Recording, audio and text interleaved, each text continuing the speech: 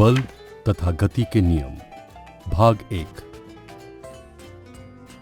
इस वीडियो में हम बल यानी फोर्स के बारे में जानेंगे और संतुलित बल यानी बैलेंस्ड फोर्स और असंतुलित बल यानी अनबैलेंस्ड फोर्स को भी समझेंगे। कई सदियों से लोग गति के सिद्धांत को पूरी तरह समझने में असमर्थ थे। उन्हें लगता था कि किसी वस्तु की विरामावस्था ही उसकी स्वाभाविक अवस्था है। मगर गैलीलियो गैलीली और आइजैक न्यूटन जैसे वैज्ञानिकों ने इस सिद्धांत को खारिज किया और गति को समझने का बिल्कुल नया तरीका निकाला।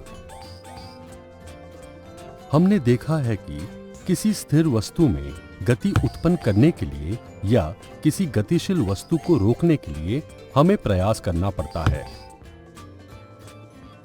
एक वस्तु पर लगने वाला ये प्रयास जो इसकी गति की अवस्था या विराम अवस्था को बदल देता है, बल का एक उदाहरण है।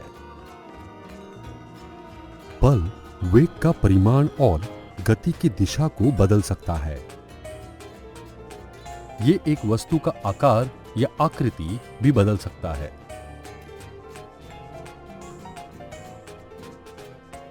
अब हम संतुलित और असंतुलित बल के सिद्धांत को समझने की कोशिश करते हैं। इसे समझने के लिए एक आसान सा प्रयोग करते हैं। लकड़ी का एक टुकड़ा लो और इसे समतल क्षैतिज मेज पर रखो। इसके विपरीत सतहों पर एक एक धागा जोड़ो। अब अगर हम इसके धागे को खींचकर इस पर बल लगाते हैं तो तुम्हें क्या लगता है क्या होगा? अगर हम इसके बाएं धागे को खींचकर इस पर बल लगाते हैं तो पूरा लकड़ी का टुकड़ा बाईं ओर चलने लगता है। इसी प्रकार अगर हम दाईं ओर वाले धागे को खींचकर बल लगाते हैं तो पूरा लकड़ी का टुकड़ा दाईं ओर चलने लगता है।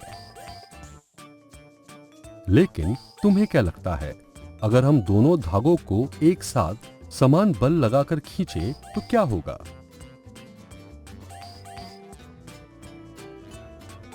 बिल्कुल ठीक, लकड़ी का टुकड़ा किसी ओर नहीं जाएगा। अगर इसे एक ही समय पर समान बल लगाकर विपरीत दिशाओं में खींचा जाए, परिणामी बल शून्य हो जाता है और इसलिए यह टुकड़ा नहीं खिसकता। ऐसे बल को हम संतुलित बल कहते हैं। यहां विरामावस्था में कोई परिवर्तन नहीं दिखाई देता। अब क्या होगा अगर हम दोनों धागों को असमान बल से खींचे? क्या टुकड़ा अब भी स्थिर रहेगा? इस अवस्था में टुकड़ा अधिक बल लगने वाली दिशा में खिसकने लगेगा। अगर टुकड़ा बाएं धागे की अपेक्षा दाएं धागे से अधिक बल से खींचा जाए तो दाएं धागे से लगने वाला अतिरिक्त बल टुकड़े को दाईं ओर खिसकाने लगेगा। इसी प्रकार टुकड़ा बाईं ओर खिसकेगा अगर दाईं ओर की अपेक्षा बाईं ओर के धागे में खींचने वाला बल अधिक हो। ऐसे बल को असंतुलित बल कहा जाता है। यहां जैसा कि बल संतुलित नहीं है तो टुकड़ा खिसकने लगता है। अब हम सड़क पर कार को धकेलने का दूसरा उदाहरण लेते हैं। अगर हम कार को कम बल से धक्का दें तो कार नहीं चलेगी।